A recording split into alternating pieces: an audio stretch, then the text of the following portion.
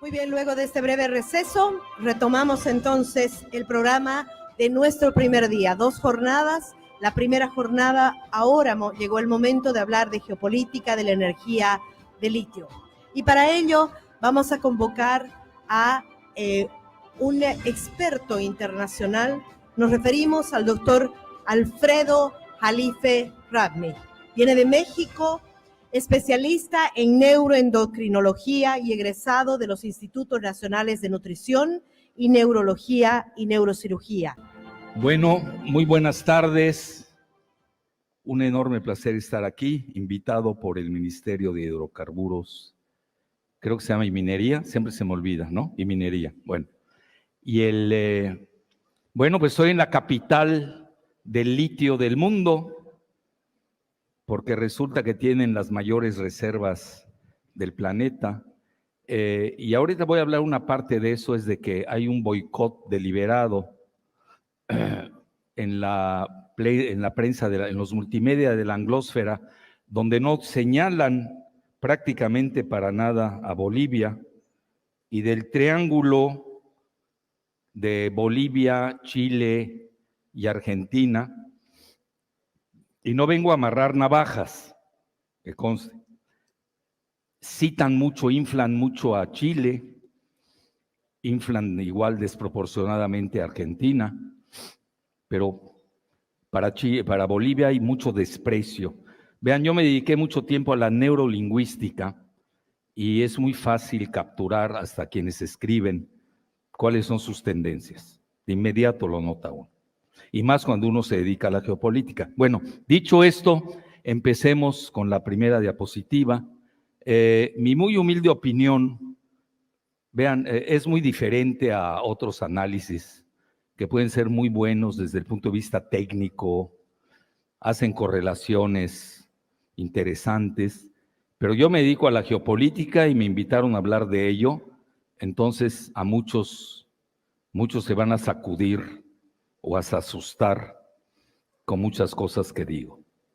¿Por qué? Porque además tenemos una guerra de propaganda, hay mucha intoxicación mediática, la población en general pues no se dedica a la geopolítica y está manipulada por los multimedia. Entonces yo aquí voy a ser muy estricto en mi análisis y lamento si no le guste a unos o que le guste a otros, pero yo no estoy buscando quedar bien o quedar mal, es nada más dar los hechos reales y de ahí deducir cuál es la situación actual y qué es lo que sigue, sobre todo con una visión de prospectiva. Bueno, la primera, por favor, o yo lo tengo que manejar esto. ¿Así? No sé cómo funcione, hay que me enseñen. Bueno, de todas maneras, Piro, la primera, vean, hoy estamos, hay una, se los digo con humildad y rigor, un mes antes de la guerra que los rusos llaman, vean aquí ya viene una ruptura, ¿no? Lingüística. En Rusia le llaman operación militar especial, lo que sucede entre Rusia y Ucrania. Y van ustedes a la prensa o a los multimedia del G7. Nosotros, por los que nos dedicamos a esto, tenemos que leer a los dos. Tenemos que leer las dos partes, porque somos dialécticos.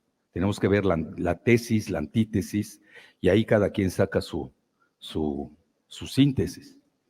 Entonces, obviamente, para otros es una guerra. Sí, si uno se ve específicamente a la Carta de la ONU, pues sí, fue una invasión. Pero si uno se va a la historia de Rusia y de Ucrania, que viene desde el siglo IX, de este periodo después de Cristo, pues Rusia nace en Kiev, se llama Kiev Rus.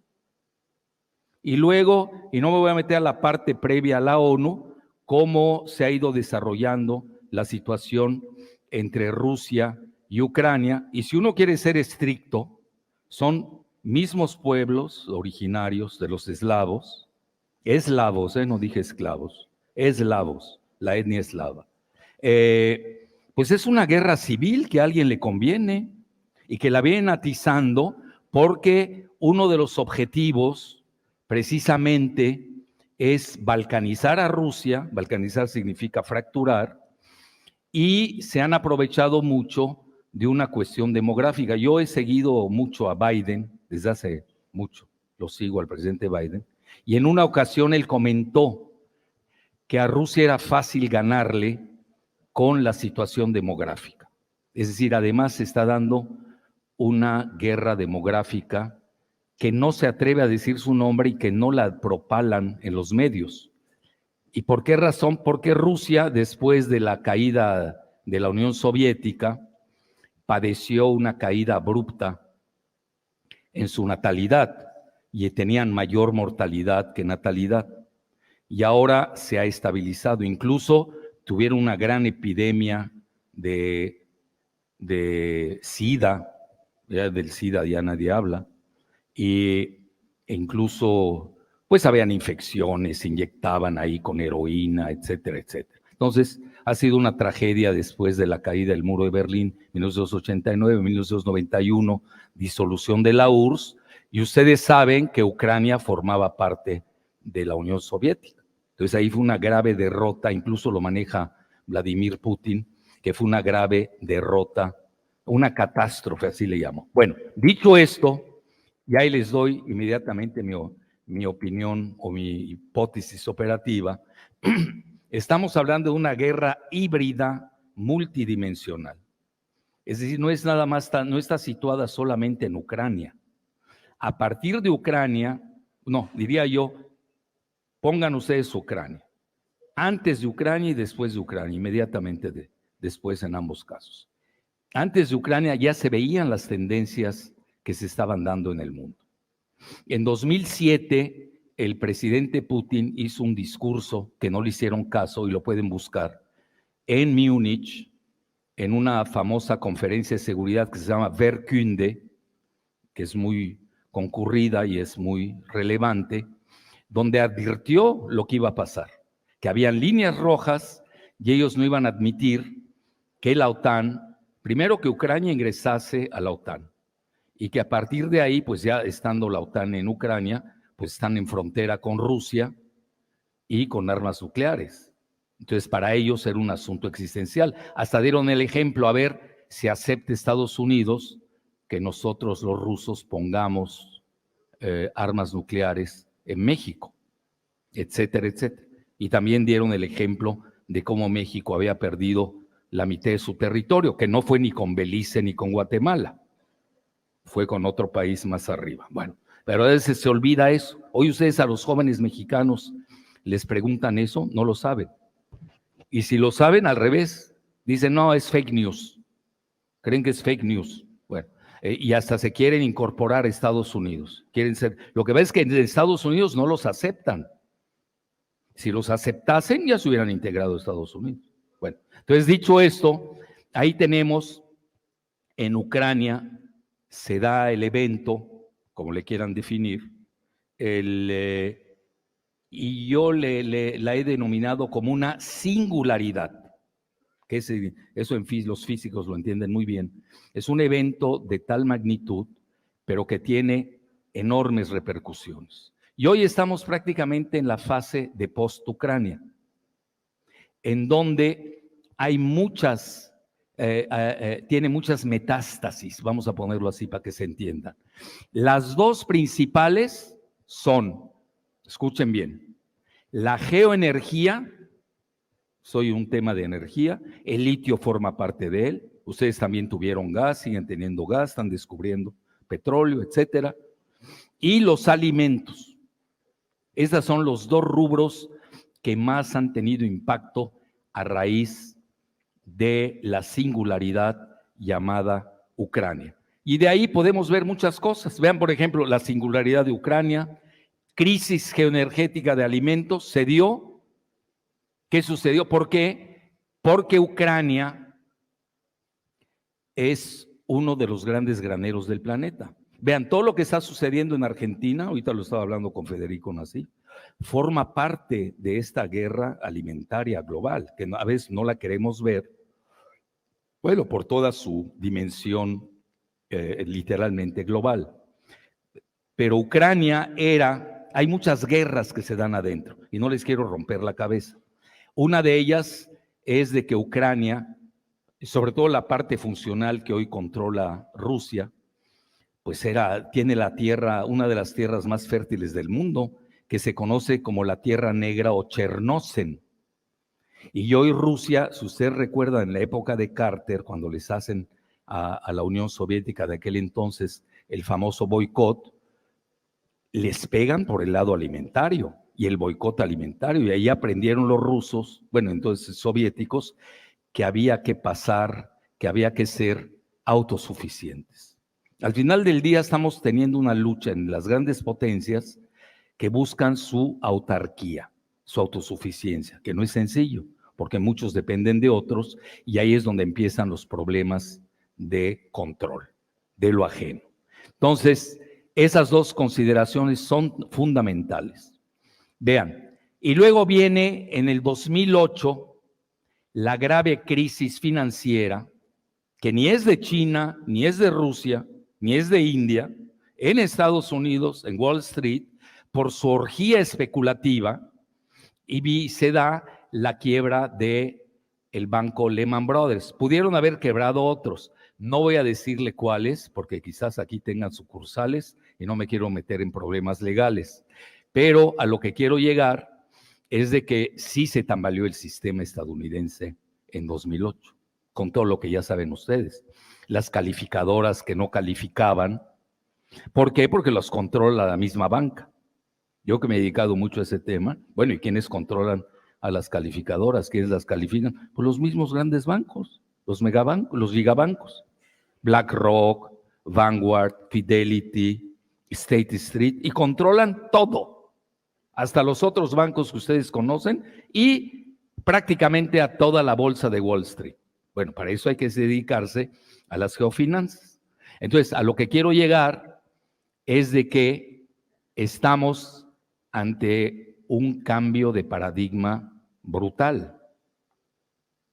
Y en 2008 le quisieron endosar, era presidente Obama y era vicepresidente Biden, la crisis se la quisieron endosar a China. Y ahí dijo China, yo ya no juego, no me conviene.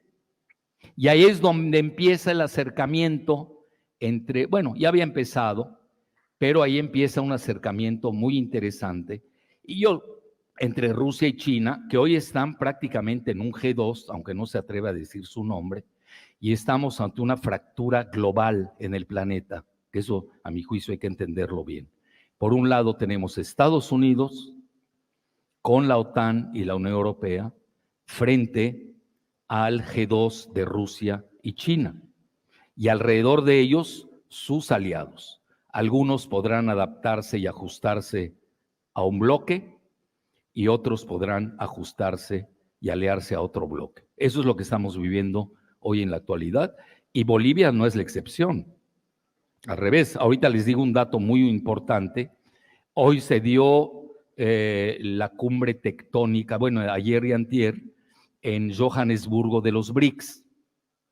Ustedes saben, los BRICS son 5 países, habían empezado como BRIC, es un acrónimo que acuñó John O'Neill, un economista británico que hoy pertenece a Chatham House, que es un think tank británico muy importante, pero nunca se imaginó, hace 22 años que acuñó el término de BRIC, primero que se integrara luego Sudáfrica, 10 años después.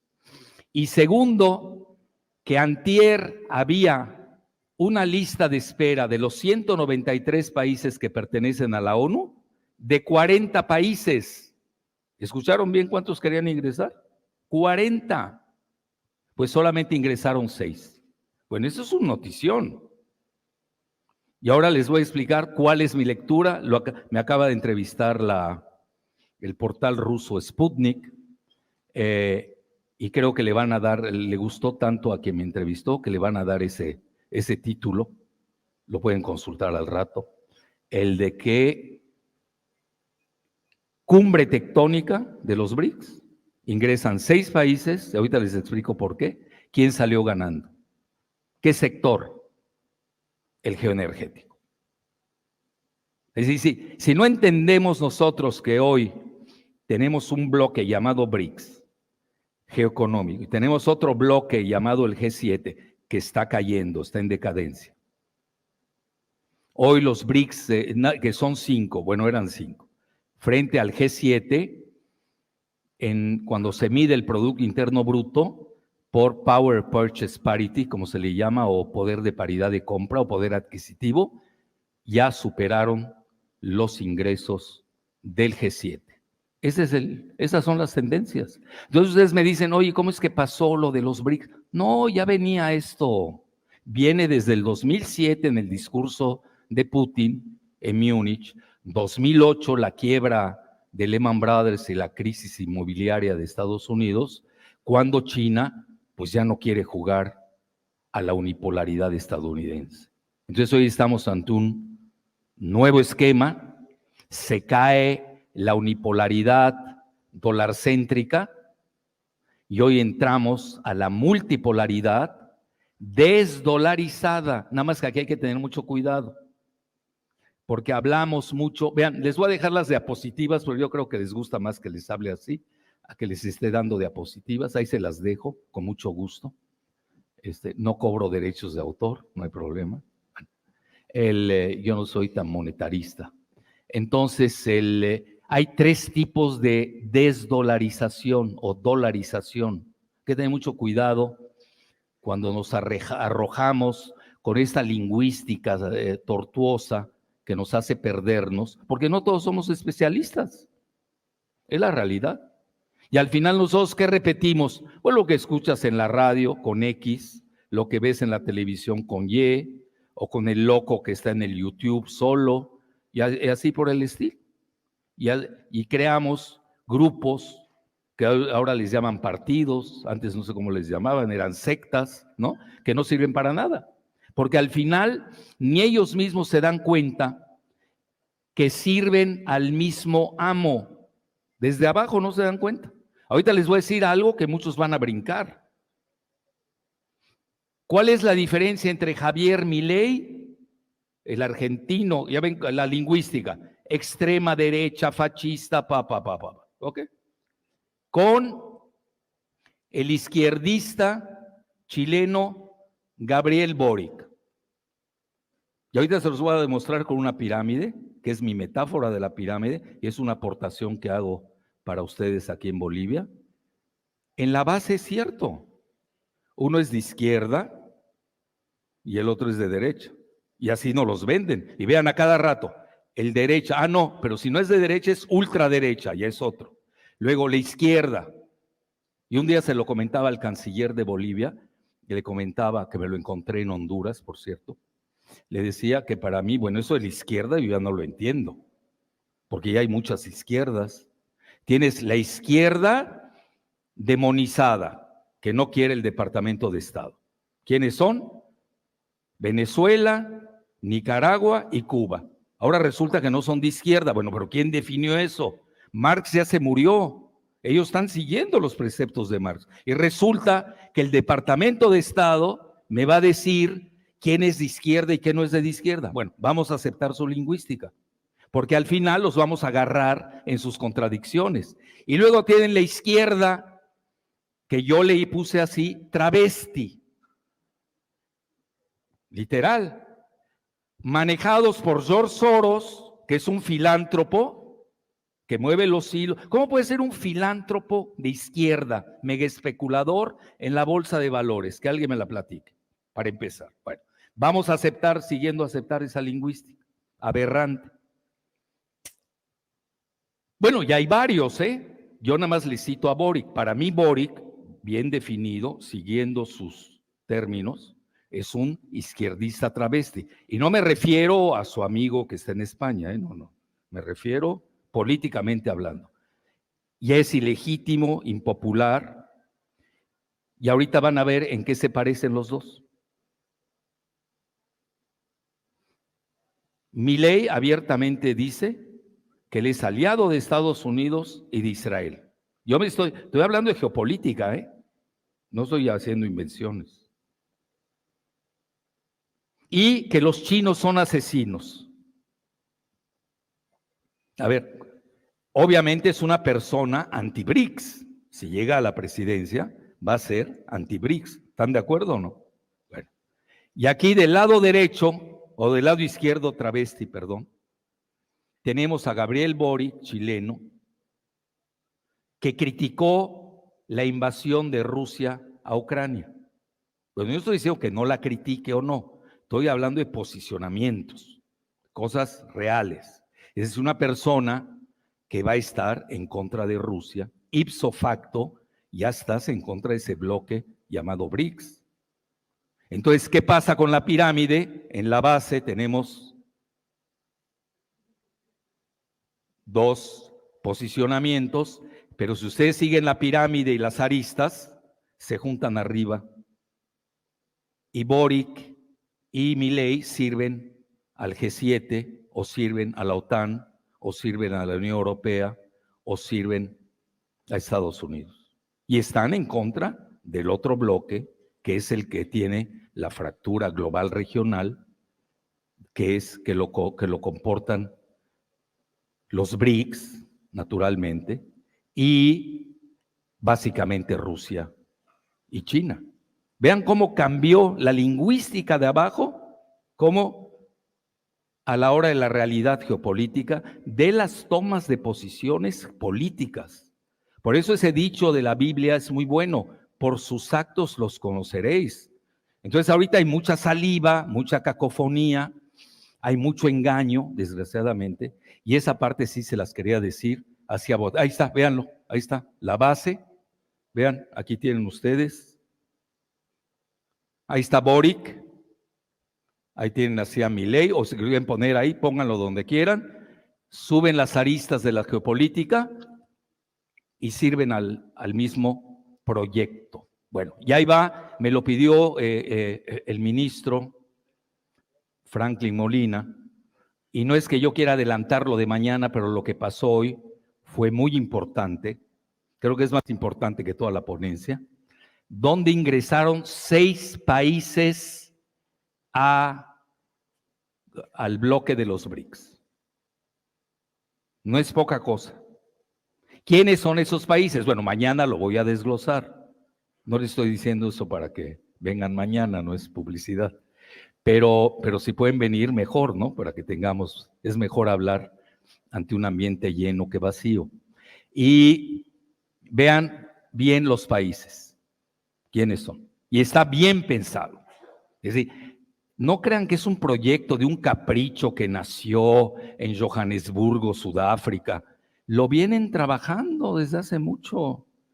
Y tienen un objetivo, y tienen horizonte geoestratégico, y van hacia ello, y lo estamos viendo. Si alguien me dice, bueno, a ver, resume en 2 frases qué pasó.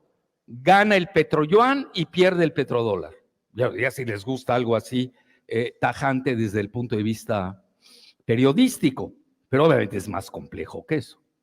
Toma tiempo, no se dio lo que muchos pensaron, que los BRICS iban a lanzar su nueva divisa de los BRICS apuntalada, pero vean por qué, por materias primas. ¿Y cuáles son?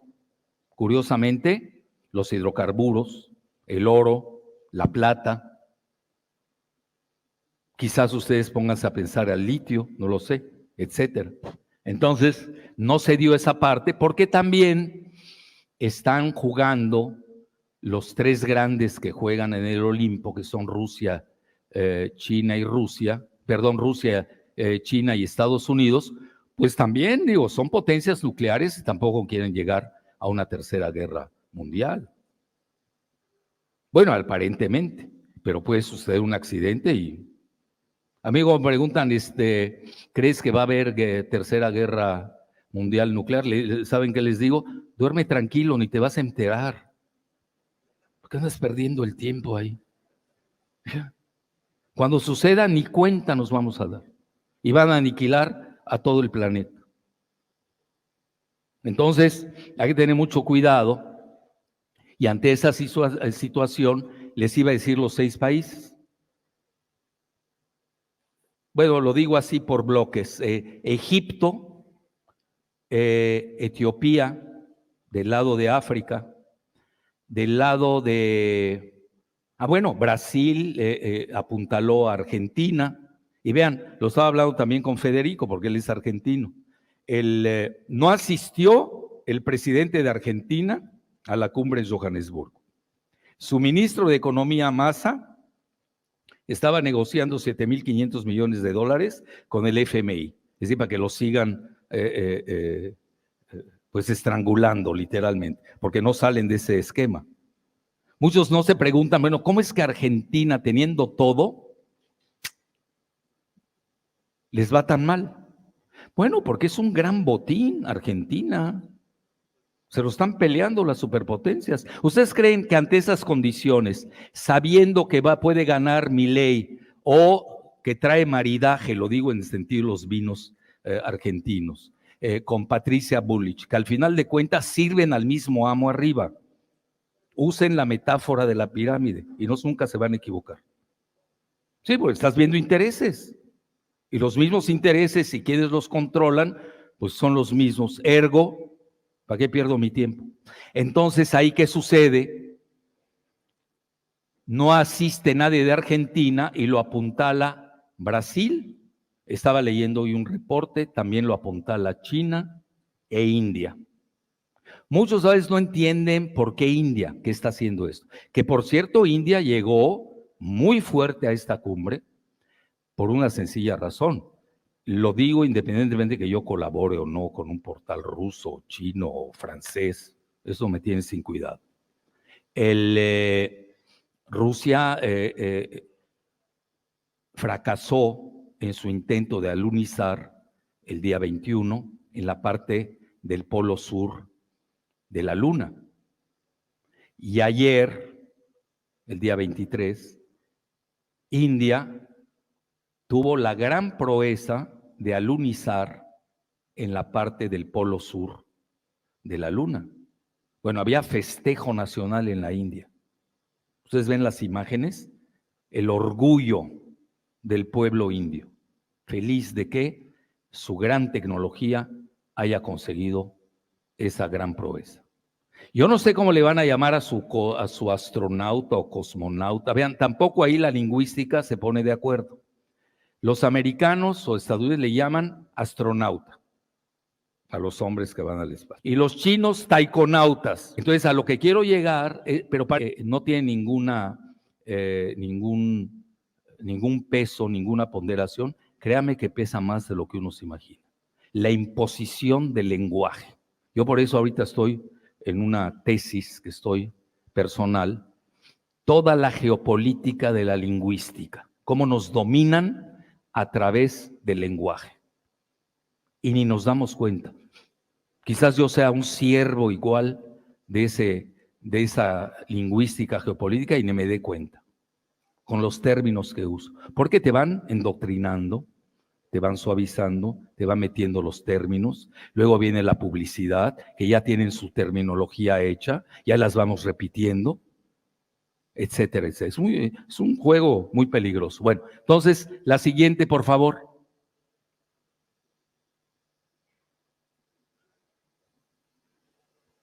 Bueno, me faltaban los países, los 4 siguientes, ya quedamos Etiopía, Egipto.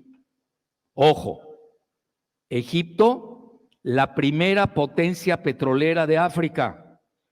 No crean que lo escogieron así por al azar. Tenían 40. ¿A quiénes escogieron?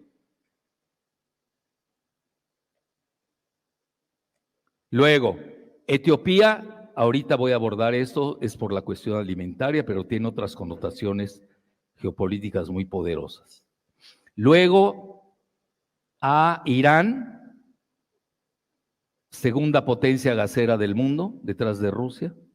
Arabia Saudita, primera o segunda, depende quién haga las estadísticas, de petróleo.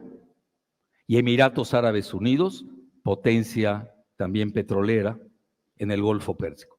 Vean rápidamente. 4 países del Medio Oriente. Irán, Arabia Saudita. China acaba de concretar un acuerdo después de 7 años que tenían de diferendos, los dos. Emiratos Árabes Unidos, que es un bastión importante en las finanzas. Irán está sancionado por ese bloque occidental, pero lo que son Arabia Saudita y Emiratos Árabes Unidos, todo lo contrario. ¿En qué está pensando quien está manejando el BRICS o quien sea obviamente que hay ideólogos detrás, pues están pensando en el nuevo banco de los BRICS, que se llama el New Development Bank, el nuevo banco de desarrollo, que lo dirige Dilma Rousseff, una ex presidenta de Brasil. Es decir, la importancia del juego de Brasil. Y sí, vean ya, y antes que se me pase, van a decir, Bolivia aplicó, ¿por qué no la aceptaron?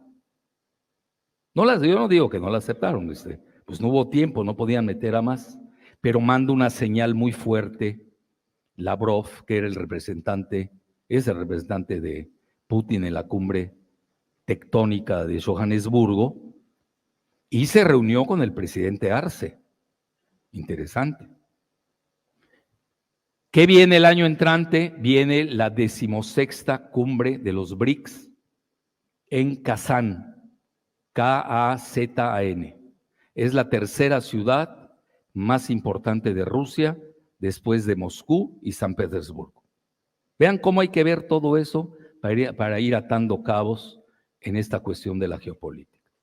Y obviamente ahí es un bastión cerca de Asia Central y Rusia, siendo el anfitrión, pues va a tener la posibilidad de lanzar algunos candidatos. Desde ahora se los digo, si se cae Argentina o no se cae Argentina para que no ingrese a los BRICS, parece ser que ya la candidata Bullrich, que pertenece al esquema de la anglósfera. Yo por eso hablé de las Malvinas financieras. Yo no entiendo cómo patriotas argentinos que lucharon contra los que controlan las Malvinas desde el punto de vista militar, que ahora ya le van a llamar Falkland seguramente, con Milei o con Bullrich.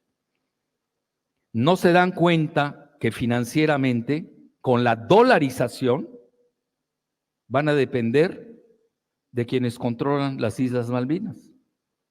Y yo hice una declaración que ha gustado mucho. Bueno, está muy dividida Argentina, pero tuvo mucho impacto. Hablo de Malvinas financieras. Las otras son militares, esas son financieras. Pero ¿quién controla? ¿Quién controla la dolarización? ¿Quién emite los dólares? La Reserva Federal de Estados Unidos. De los 3 pilares que tiene un país de la soberanía, que así se llama la soberanía, una es la defensa de los ciudadanos, otra la defensa del territorio y la otra es la emisión de la moneda. Si ellos no quieren emitir sus pesos argentinos, que no valen nada, y con justa razón, van a adoptar el dólar. Bueno, ¿y quién va a emitir el dólar? La Federal Reserve. ¿Y a poco Estados Unidos le va a dar dólares a Argentina porque lo pide Milei? Pues hay un esquema que se llama seigneurage, que viene del francés medieval, donde el siervo le pagaba al amo por usar su moneda, por emitirla. Búsquenlo. Señoraje, seigneurage. A mí me tocó, para México, estuvo muy de moda en la época del 2000, me pidieron, no puedo decir cosas, pues son privadas, además era una consulta confidencial, me pagaron muy bien, no lo niego,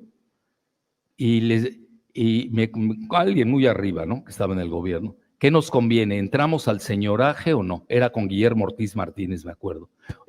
Un caballo, igual que caballo en Argentina, son socias. Ya saben, hay un castizo, un socia es como un clon, con doble S, socia, no socia con C. Aparte que pueden ser socios, eso ya no me consta, pero con doble S, socia. Idéntica política, pues ¿cómo no? Pues son los empleados. Era la moda de querer dolarizar. Fíjense qué importante, 2020. Y hoy estamos en 2023, 20 años y pico después. estamos desdolarizando. Cuando John O'Neill habló de los BRIC sin Sudáfrica, su idea era incrustar a 4 grandes geoeconomías bajo el esquema del G7, pero para que siga prosperando y avanzando la anglósfera. Le hace la City de Londres y Wall Street. Esa era la idea. Ahí está su escrito. Nosotros en posgrado lo estudiamos. Yo creo que hay que leer esas cosas. Y no que me dice el locutor mientras voy yo al trabajo en mi carro, que el locutor ni entiende lo que está leyendo, que se lo da una agencia que además está controlada por otros intereses. Ustedes se van más arriba y van a caer en el Olimpo, en la cúspide del Olimpo. Entonces ahí tienen ustedes cómo varió, y hoy estamos ante una circunstancia diferente. Hace 22 años, pues ni había G2, ni existían, pues prácticamente. Él pensó en el término BRIC, y hoy ya tenemos 6 países más. Entonces ya les dije, 4 países del Medio Oriente, incluyendo a Egipto, Etiopía, y se empiezan a ver ya más la profundidad del acuerdo, van a ver cosas muy interesantes. Bueno, yo a eso me dedico, además viajo. Yo acabo de estar en una gira personal de 70 días en 10 países. Estuve en el Medio Oriente, estuve en Pakistán, estuve en India, estuve en Indochina y acabé en Hong Kong para ver cómo funciona la banca HSBC en Hong Kong. Porque ese es el sistema con el que se mueve el G7. Y obviamente es un esquema diferente al que está planteando los BRICS. Entonces, si ese es hoy, y la noticia, precisamente porque me lo pidió el ministro Franklin Molina, se las adelanta, y ahí está el tema de la energía. ¿Por qué recibe Lavrov o por qué se encuentra con el presidente Arce? Están pensando en el litio de Bolivia. Lo tienen muy claro. Entonces fue una cumbre, si ustedes me preguntan, pues casi geoenergética. Y obviamente entra la cuestión de los alimentos, porque seguramente ustedes habrán seguido que casi un mes antes se dio una cumbre en San Petersburgo con varios países de África, representando a 40 países, y el presidente Putin se reunió con 3 mandatarios de África. Siempre me olvido su nombre, Ramaphosa creo que se llama, presidente de Sudáfrica, con el primer ministro de Etiopía y con el presidente egipcio Sisi. Entonces, para que vean que sí hay todo un horizonte geoestratégico detrás. Y si se van más a ver en profundidad y ven ustedes bien, vean un mapa. Arabia Saudita es un país, yo no diría bioceánico, porque no se presta esa palabra, pero sí, yo diría bigólfico. ¿Por qué? Da al Golfo Pérsico, donde está el famoso Estrecho de Hormuz, y no es gratuito que Estados Unidos, Francia y Gran Bretaña ahí tengan enormes bases militares con soldados. No creo que estén de turistas, ¿no? En Qatar. Y luego tienen ustedes el Mar Rojo, que da de la otra parte, frente a Egipto, pero es parte de Arabia Saudita. Y Etiopía la mutilaron con Eritrea y da también al Mar Rojo, y ahí tienen lo que se llama la Puerta de las Lágrimas, así se llama, que es un estrecho que en árabe se llama Bab al-Mandab. Fundamental, porque ambos salen al Océano Índico. Y cierro esta parte. Hay un grupo o un eje geopolítico que se llama IPSA, I de India, B de Brasil y SA de Sudáfrica. Conectados, vean, el Atlántico Sur, Brasil, conectado a Sudáfrica, y Sudáfrica conectado a India. ¿Cuál es la gracia de Brasil? Petróleo y alimentos. La máxima potencia de Latinoamérica. Bueno, ahí tienen ustedes un resumen. Ahí me comí cuarta hora de mi ponencia, que iba a ser mañana, la voy a explotar más. Bueno, ahí lo tienen, véanlo. Factor geoenergético, 3 potencias, etcétera, multipolaridad, desdolarización y el binomio geoenergético geofinanciero. Y ahí les va lo de las 3 dolarizaciones. Primero, en estos momentos, y eso es real, y sobre todo con la primera materia prima del mundo, que es el petróleo, si uno mide que ya los intercambios en el mundo han variado y que ha disminuido el dólar y que el yuan empieza a crecer, pues sí, uno puede decir, quizás sea muy fuerte la palabra desdolarización, pero sí se está dando esta tendencia y hay datos duros, pero no es así tan dramático tampoco. Tampoco hay que exagerar. Con este golpe de los 6 países, ahí sí, si yo fuera Estados Unidos, ya se estaban preocupando, ¿eh? No crean que no se estuvieran preocupando, ya se estaban preocupando. Pues sí, pensaría mucho más qué está sucediendo. Por ejemplo, el mes pasado, o este mes, Vicky Nuland, la subsecretaria de Estado, fue a Sudáfrica a leer la cartilla. Sí, ella no fue a jugar.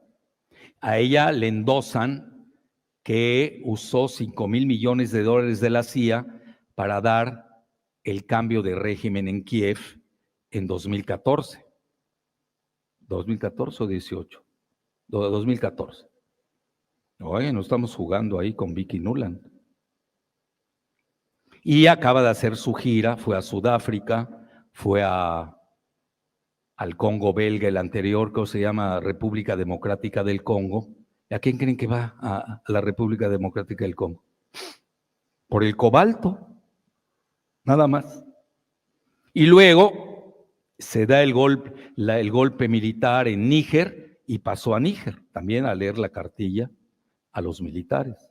¿Por qué? Porque Níger es un gran productor de uranio, del cual depende Francia en gran medida, y ahí es todo un tema lo que está en juego.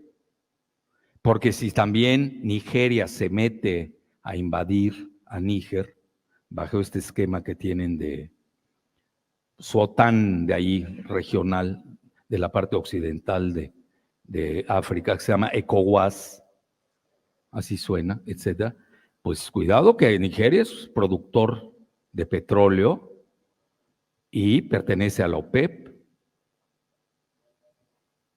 Entonces, todas esas cosas hay que ver, todas esas variables y lo que implica. Y vean, entonces esa parte de la dolarización hay que tener mucho cuidado. Yo creo que esa sí va bien.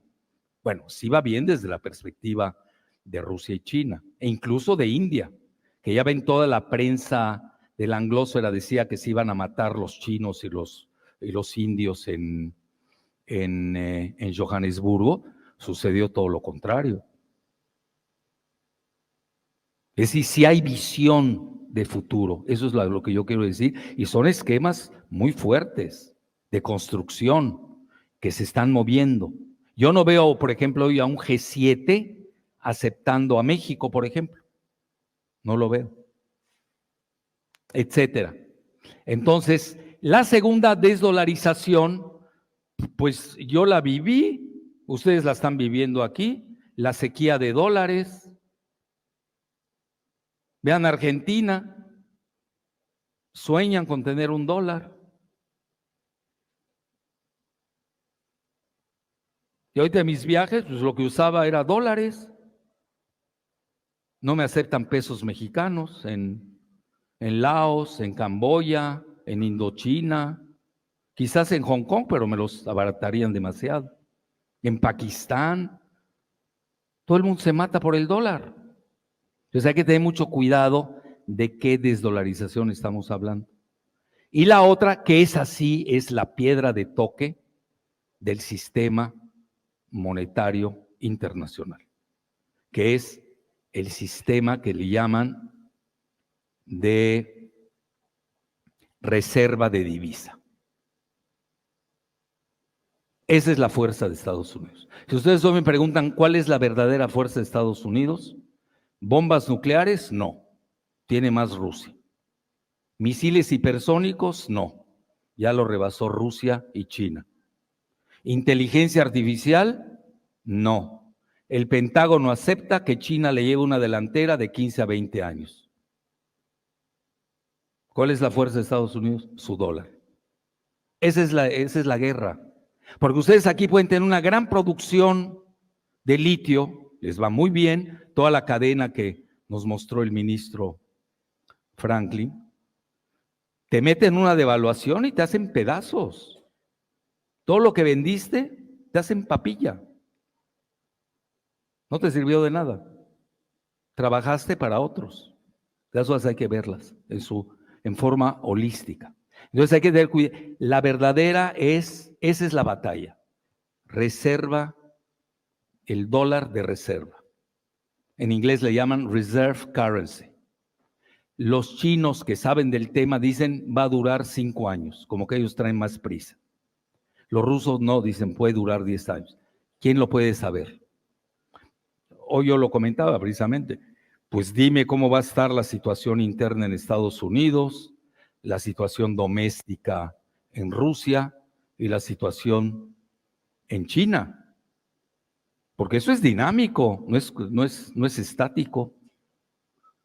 Y obviamente vamos a estar viendo movimientos acelerados.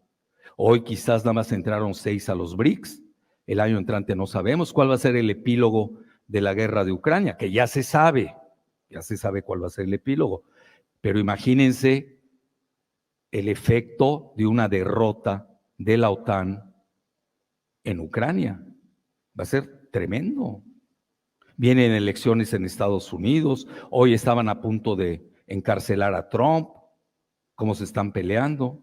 Los asuntos del hijo de Biden. Todo eso hay que verlo. Bueno, entonces en resumen, yo aquí les digo, la desglobalización, porque ya se acabó. Muchos no se enteran que ya se acabó la globalización. Bueno, ya prácticamente todo el planeta lo reconoce. Hablan de una globalización, por ejemplo, ustedes oyen a los chinos y a India hablar de globalización, pero no es la globalización financiera de Estados Unidos y de Gran Bretaña. Hay que tener mucho cuidado. Otra vez regresamos a las contradicciones de la lingüística. La de ellos es financiera, con papelitos nos tienen dominados, es la realidad. Y la globalización de la que hablan China e India es más económica. Entonces hay que saber diferenciar también esos términos, pero hoy ya estamos en la fase de desglobalización con regionalismos en medio de una fractura regional en el planeta entre dos bloques, uno liderado por Estados Unidos y el otro por el G2 de Rusia y China. Súmenle a Estados Unidos la OTAN y la Unión Europea. Entonces, a ver, la anterior, por favor, la que me estaba gustando. Bueno, ahí son 2 artículos que acabo de publicar en la jornada. Uno viene de O'Neill, el que acuña el término. Bueno, este mismo artículo, se los digo con humildad y rigor, lo publicó, ¿cómo se llama? United World International, está en Turquía, y ahí lo pusieron, el mismo artículo. Es decir, sí está teniendo impacto en muchos países del Medio Oriente. Turquía no es cualquier país.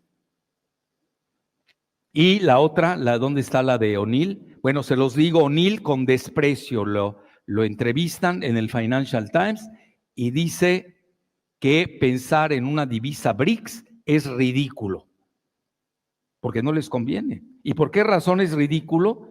Porque, bueno, esa es la tesis de él, ¿no? Dice, no pueden tener, eran los 5 bancos de los BRICS, tener 5 bancos centrales con políticas divergentes. Bueno, obvio, si van a seguir la misma tónica de la Unión Europea, pues sí. Pero si siguen otra tónica, pues vamos a ver en qué va eso, ¿no? Pero sí la ve con desprecio. Y ahí viene la más, esta era la que les decía, el economista británico Jim O'Neill, que acuña el término BRICS, vea, 20 de agosto, apenas unos días, ridiculiza la divisa BRICS. Bueno, en realidad no se dio. Si nosotros vemos las resoluciones de ayer, no se dio. Lo único que estimulan es a que los países usen sus reservas nacionales, que ya empezaron.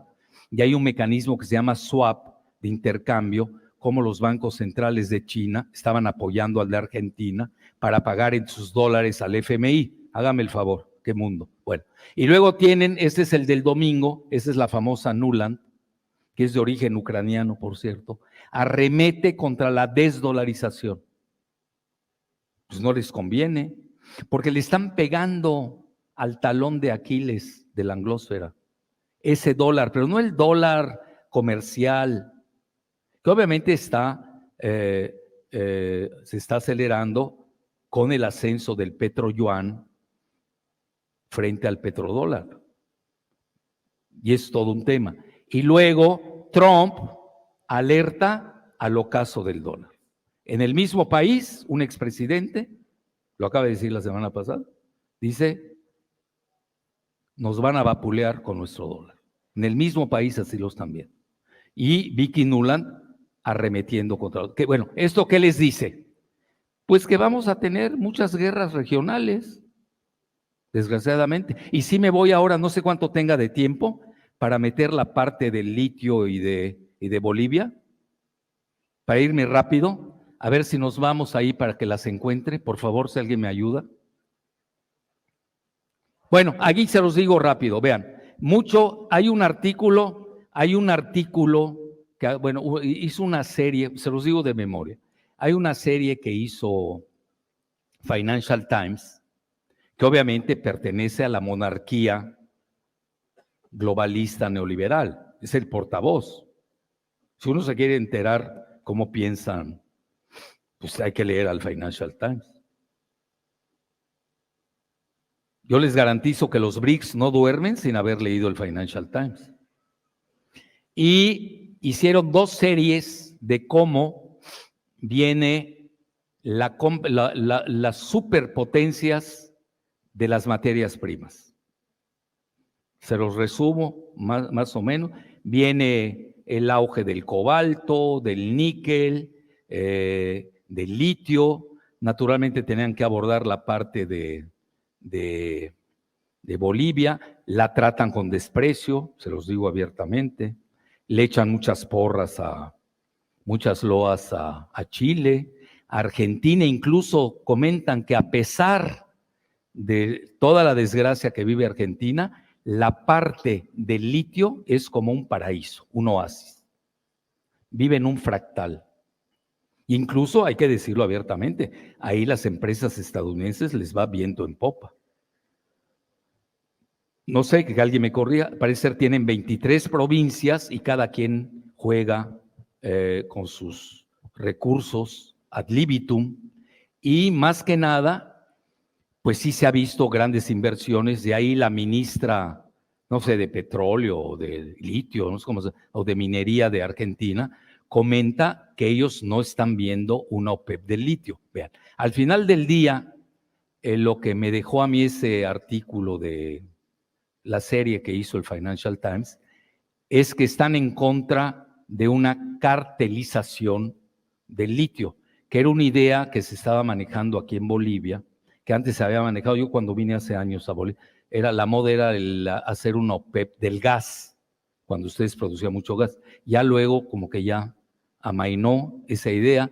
Luego el año pasado, que vine invitado también por el Ministerio de Hidrocarburos de Energía y Minería, también oí ahí la tesis de que se estaba pensando en un cártel del litio o algo así parecido. Bueno, el Financial Times abomina la idea de un cártel del litio. Pero vean, se los digo más fácilmente, no con esta ubicación de los BRICS, nada más con lo que les comenté. Presidente Arce reuniéndose con Lavrov en la cumbre de Johannesburgo y queriendo adherirse a los BRICS.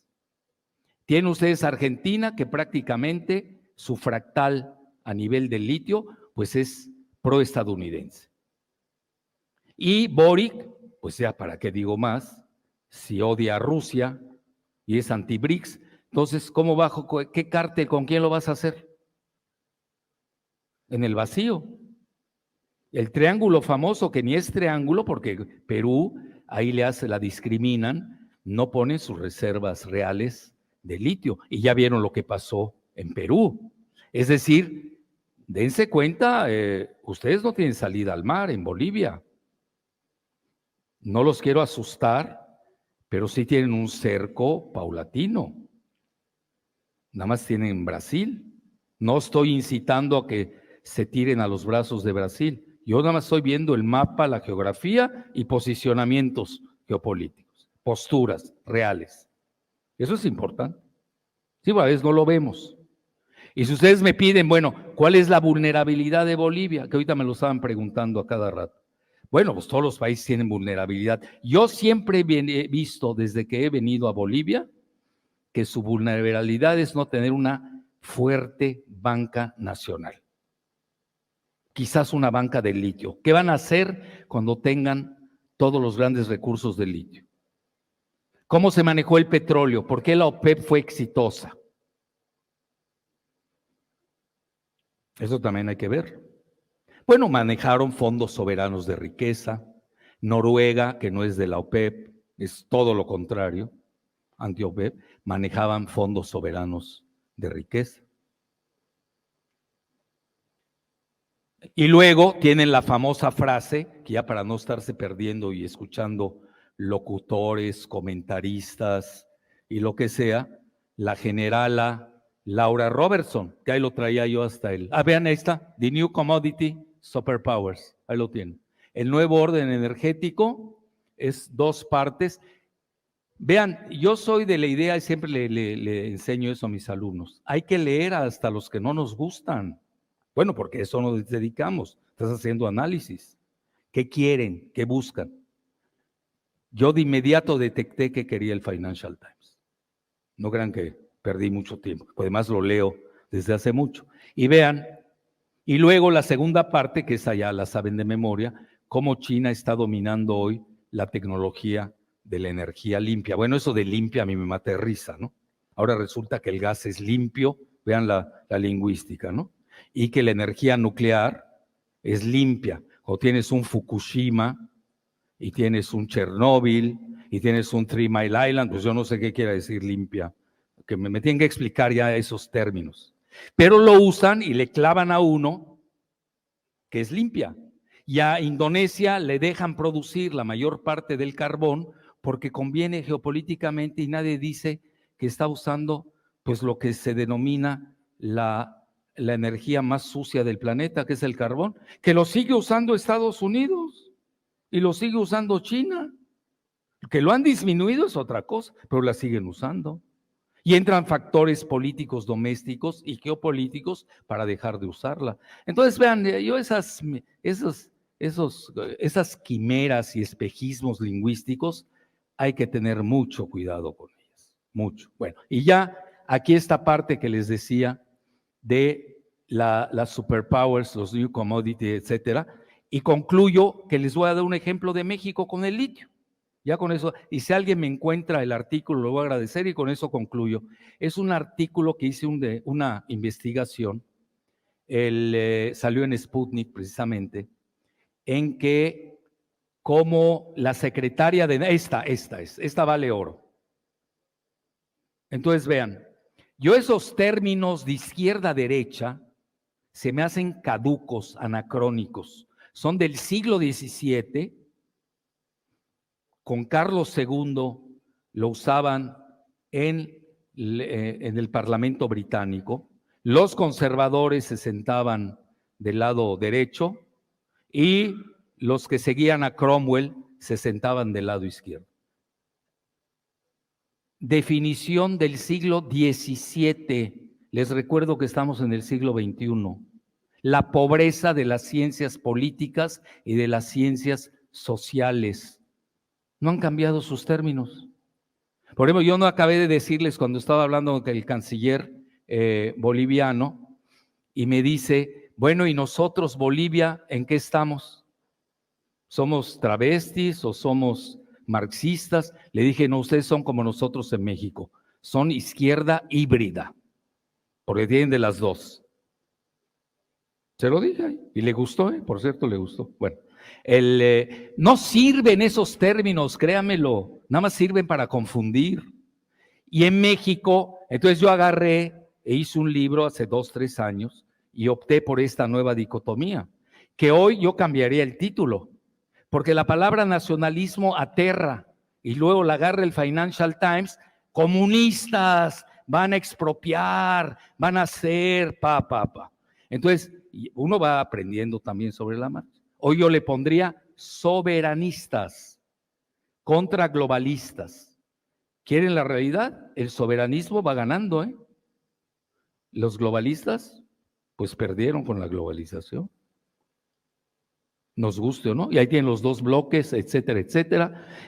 Y de cara a la verdadera dicotomía que se va a dar con la inteligencia artificial entre Estados Unidos y China. Entonces, vas a seguir tú hablando de izquierda, derecha, ultraderecha, ultraizquierda, te vas a perder, no vas a entender el mundo. Desgraciadamente, ¿eh? Bueno, entonces, ya usando esto de la dicotomía globalistas contra soberanistas, hice un artículo, véanlo, Albright Stonebridge Group, Rothschild, Soros, al asalto de litio en Sonora. Resulta que en México tenemos un lugar que se llama Bacadehuachi, en el norte, frontera con Estados Unidos, bueno, es más frontera ahí con Chihuahua, pero de todas maneras al norte del país. Y tenemos lo que dicen, es el mayor depósito de litio del mundo. Bueno, yo incluso fui con un partido mexicano, hicimos una peregrinación, llegamos hasta ahí, lo vimos, etcétera, etcétera. Entonces, ¿cuál era la importancia? Teníamos una secretaria de Economía que no sabía nada de economía, creo que por eso la pusieron, y estaba entregando el litio a uno de los dos grupos de poder de Estados Unidos. Porque si uno no sabe qué es Albright Stonebridge, pues era donde estaba Madeleine Albright. ¿Y quién es la alumna de Madeleine Albright? Vicki Nuland. Qué casualidad, ¿no? Es el grupo del Partido Demócrata. Cuando ellos traen un pleito con el grupo de Tesla, de Elon Musk, que es más cercano a Trump, y hoy, por ejemplo, se pelearon en público. Elon Musk criticó todo el gobierno mundial que tiene detrás George Soros. No lo digo yo, lo está diciendo el hombre más rico del mundo hoy, que se llama, porque a veces habla Jalife, pues ¿quién es Jalife? Elon Musk tiene 300,000 millones de dólares. Ha de ser verdad, ¿no? Ya saben cómo somos. Bueno, se están peleando los dos grupos por la posesión del litio en Sonora. Y se los digo con humildad y rigor, gracias a este artículo que lo leyó el presidente, que a mi juicio es soberanista. Vamos a ver su sucesión. No es que yo sigo con mi teoría de la pirámide, mi metáfora. Yo al final tengo que ver, bueno, si acaba la sucesión, una de las corcholatas, así les llamamos candidatas a la presidencia de México, es gente de George Soros. Entonces, ¿para qué me sirvió luchar por la soberanía energética petrolera de México si serví a mis enemigos? Que alguien me la platique. Por eso yo digo, hasta el corte de caja de hoy hay que ver su sucesión. Vean lo que le pasó a Correa en Ecuador con la sucesión. Eso hay que verlo. Entonces, ahí descubrí que esta dama, es exsecretaria de Economía, entreguista totalmente, sin saber de economía, ya estaba haciendo acuerdos con Stonebridge, Albright Stone. Vean a qué grado, y no lo van a creer. Yo creo que con eso concluyo, porque si no, los voy a espantar. El gobernador de Sonora, de ese estado, propuso como su secretaria de Economía del estado de Sonora a la ex embajadora de Estados Unidos en México, Jacobson, que pertenece al mismo grupo de Albright Stonebridge Group.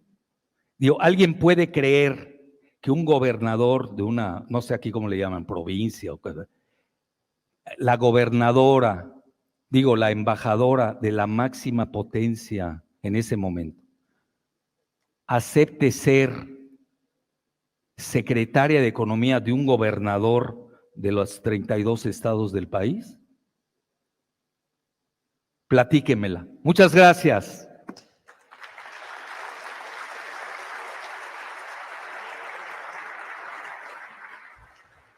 Muchísimas gracias, Alfredo Jalife, con el análisis ya anunciado de la geopolítica, de la energía del litio. Además nos ha hablado acerca de los BRICS. Ahora, para concluir, queremos ofrecerles un panel de lujo en el que invitamos también al doctor Jalife que nos acompañe para un rápido debate y una prueba muy importante en las preguntas que hemos ido recopilando de nuestro auditorio. Gracias. Doctor Jalife. Bueno, sí existe una crisis energética global, pero con matices. El país que tiene petróleo y gas, pues no sufre de la crisis energética. Y los que no, pues sí la están sufriendo. Esto se agudiza con la situación en Ucrania, cuando Estados Unidos, la OTAN y la Unión Europea se equivocaron y aplicaron toda una serie de sanciones que ellos le llamaron la opción nuclear. Es decir, le pegaron con todo a Rusia pensando que la iban a arrodillar, a grado tal que hasta sus reservas que tenían en el mundo occidental, los rusos, se las embargaron. Ya ni sé cómo se llama, hipotecaron, embargaron, aquí hay que buscar otro término lingüístico, ¿no? Lo real es que se los quitaron. Y resulta hoy que Rusia tiene el equivalente de esas reservas, las ganó vía el alza del petróleo. Eso es muy importante. ¿Y qué sucedió ahí? Pues Alemania, que aplicó las sanciones ciegamente, que dependía mucho de los gasoductos rusos. Luego viene todo el evento de Nord Stream 1, Nord Stream 2, que ya conocen, etcétera. Pues ahora tiene que importar energía de Estados Unidos, sobre todo el gas licuado, 9 veces más caro. Entonces está sufriendo una gran inflación. A Estados Unidos incluso le pegó la inflación.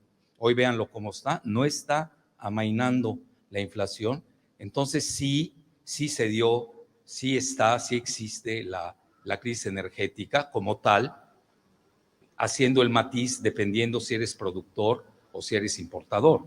Y a nivel de los fertilizantes también afectó, porque mucho de ello proviene de todo lo que es los fertilizantes, pues naturalmente esto también ha impactado en la crisis alimentaria que va de la mano. Al final del día estamos viendo una triple crisis: la energética, la alimentaria y la financiera. Doctor Jalife, nos preguntan, ¿cómo nos unimos y cuáles son las amenazas? ¿Cómo nos aliamos? Bueno, hay que unirse con los afines y desunirse con los desafinados. Así de fácil, ¿no? Y aquí no hay, y no caigamos mucho en esto de izquierda a derecha, porque vamos a enloquecer y vamos a acabar aliándonos con los enemigos.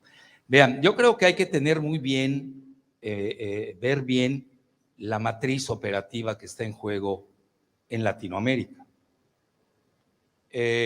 Obviamente que lo que es factible, para decir algo, con Bolivia, no lo es para México, que es su Ucrania. México es la Ucrania de Estados Unidos. Es muy difícil que la suelten. Y además tenemos 40 millones de mexicanos en Estados Unidos. De los 6 ingresos principales del Producto Interno Bruto de México, 5 son dependientes de Estados Unidos, y no acabaría. Y naturalmente, pues por eso le llaman el patio trasero a México de Estados Unidos. Ahora, lo que estamos viendo hoy, corte de caja de hoy, no quimeras ni espejismos, es que China domina geoeconómicamente América del Sur. Eso es una realidad. China no entra a México. ¿Por qué? Pues no la han dejado entrar. Centroamérica está en disputa.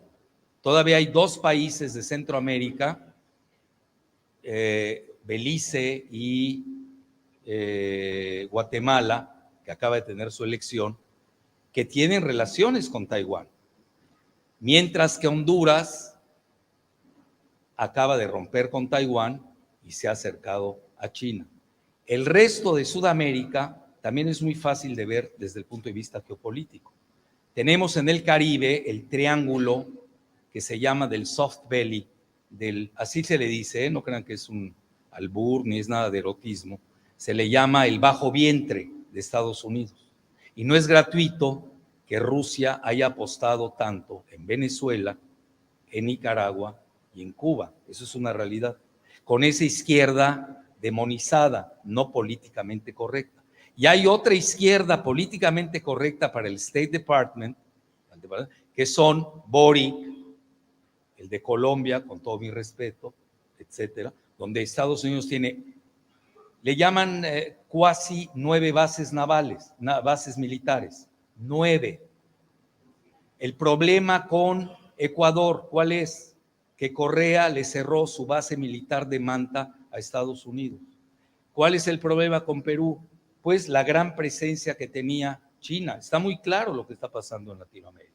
Y tenemos por otro lado un gigante, que es el brasileño, principal potencia geoeconómica, mayor número de población, y miembro de los BRICS, donde también estamos asistiendo a una fractura con sus fallas tectónicas. Yo la estoy viendo muy clara en Argentina, la falla tectónica. Es decir, se están disputando los BRICS y el G7 o la OTAN o la Unión Europea o Estados Unidos, como le quieran llamar, pero al final de cuentas es Estados Unidos, para no estar perdiendo el tiempo. Obviamente que está en disputa Argentina. Lo vemos ahí con la cuestión del litio, con esas empresas que cambian de nombre en todos lados, etcétera. Entonces, yo veo a Latinoamérica como una región que yo soy muy metódico en esto, depende del nivel que estemos hablando. Yo haría niveles. Nivel geoeconómico, China ha tenido una mayor penetración que Estados Unidos. Nivel militar, depende de qué país estemos hablando. Ya les dije del Triángulo del Caribe con Rusia. Nivel financiero, esa es la gran vulnerabilidad de Latinoamérica. La peor. No tenemos banca. Por ejemplo, en México no tenemos banca nacional. Somos dependientes totalmente de Estados Unidos. Ahora, ¿por qué se devalúa el peso argentino en forma estrepitosa? ¿Y por qué en México tenemos una de las divisas más fuertes del mundo que se llama el superpeso? ¿Qué hicimos en México? ¿Qué inventamos? Nada. Se dio un giro geopolítico interesante, que México tiene un tratado, antes era de libre comercio, Trump nos arrodilló, tuvimos que firmar uno nuevo, más ad hoc a sus intereses de Estados Unidos, que hoy se llama TEMEC, Tratado México, Estados Unidos, Canadá, pero ahí viene la otra parte de la desglobalización, porque Estados Unidos tampoco tiene muchos lugares en el mundo en donde invertir. Y ahí está el famoso paper, el documento que saca BlackRock, Doctor Jalisco, el mayor, sí, ya, un minuto, el mayor banco del mundo, donde dice, vámonos al nearshoring. La globalización era offshore y hoy la desglobalización es nearshoring. Entonces México se vuelve un polo de atracción de inversiones donde entran capitales foráneos, se llama Foreign Direct Investment, inversión directa extranjera, y además tienen las remesas que vienen los mexicanos. Muy sencillo, la geopolítica, la geoeconomía, las geofinanzas nos están dictando el devenir del mundo. Mi consejo muy personal, júntense con los afines y aléjense de los desafinados. Ministro, ¿cuál es la política, las estrategias de integración energética para Bolivia? Bueno, la integración siempre va a tener barreras y en el caso de la integración energética… Seguridad energética versus la soberanía energética. vuelvo a repetir, seguridad energética versus la soberanía energética, ¿cuál es el camino a seguir? Y ahora me gustaría darle la palabra al profesor Jalife. Depende del país, son cosas, depende del grado de militarización. No es lo mismo una seguridad energética de Rusia con 2,000 y pico de ojivas nucleares, con su soberanía energética que sí la puede aplicar, a países que son dependientes. Por ejemplo, en el caso de México, que tenemos que importar gas de Estados Unidos y exportamos a Estados Unidos el petróleo. Y independientemente sea usando esos términos que a mí me disgustan de izquierda a derecha, porque no les encuentro ni pies ni cabeza, de que sea el gobierno de izquierda o de derecha de México, porque tenemos una realidad geopolítica. Y si no, le dan un golpe de Estado al presidente en turno y se acabó. Entonces, la soberanía energética, eso lo platicamos la vez pasada aquí con Bolivia, también que tiene esta riqueza el litio, y los dos faltantes que yo vería, para ser específicos, era de que un banco de litio, finanzas del litio, tienen que pensar bien eso, esa es mi muy humilde opinión. Y la otra, no estoy incitando a la militarización de Bolivia, pero tienen que cuidar su litio. Y no lo van a cuidar conmigo o con los que estamos aquí sentados. Eso se cuida, pues como se cuidan las riquezas. Arabia Saudita y Estados Unidos, ¿de dónde nace el petrodólar? Cuando Roosevelt le da garantías a Arabia Saudita de proteger su producción petrolera a cambio de que usen los dólares y conserven los dólares, y ahí nace todo el concepto del petrodólar. Hoy Estados Unidos, como se está cambiando hacia el este porque quiere contener a China y ya el Medio Oriente deja de ser tan trascendental como lo fue en el antaño, pues hoy vemos todo lo contrario, que Arabia Saudita busca otro tipo de paraguas militar, otro tipo de arreglos geopolíticos, incluso hasta se acerca con Irán, que fue su enemigo religioso y geopolítico en la región del Golfo Pérsico, con la bendición de China. Y ahora ya estamos en la fase del petroyuan. Es decir, no pasamos del petrodólar al petroyuan en un día o en otro. Pero lo ideal sería la autarquía, que la soberanía energética lleve a la seguridad nacional. Y la seguridad nacional, hasta donde yo me quedé, lo dan los militares. Es decir, no lo da los civiles. ¿Y qué países cumplen ese requisito?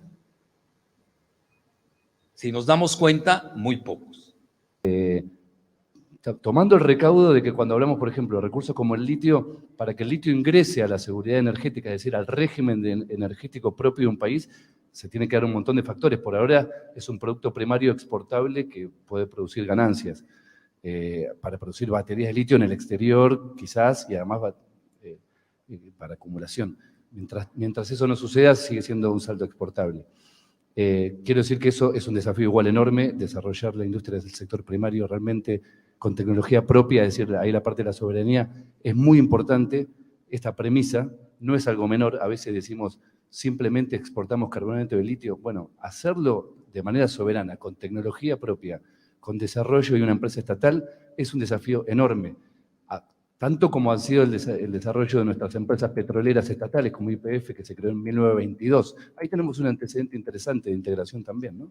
Se expandió ese modelo en toda América Latina después. Entonces, saltar desde ahí, desde ese desafío que es enorme, que es el que ahora está avanzando Bolivia, a integrarlo a un régimen energético seguro e igualitario, bueno, eso ya es de largo plazo. No atañe a una sola empresa como YLB, por ejemplo, en el caso de Bolivia, es todo un plan de desarrollo, ahí la integración va a ser fundamental también. Y creo que ahí ya no se parte desde esta idea semántica de la industrialización del recurso hacia la batería, porque eso en realidad encierra modelos de desarrollo también importados. Hay que pensarlo ahí sí desde arriba para abajo. ¿Qué buscamos? Transición energética, seguridad, igualdad energética. Bueno, ¿qué recursos tenemos? No solamente litio, tenemos muchos otros recursos, ¿no? Es decir, cuando por ejemplo en Argentina, con esto cierro, se desarrolló el plan nuclear, que es uno de los hitos tecnológicos del sur global, realmente casi un milagro, todavía existe, la Argentina es un país con tecnología nuclear, no se empezó en industrializar el uranio. El plan fue desarrollar la tecnología nuclear porque era estratégica. ¿Qué tenemos? Bueno, tenemos uranio.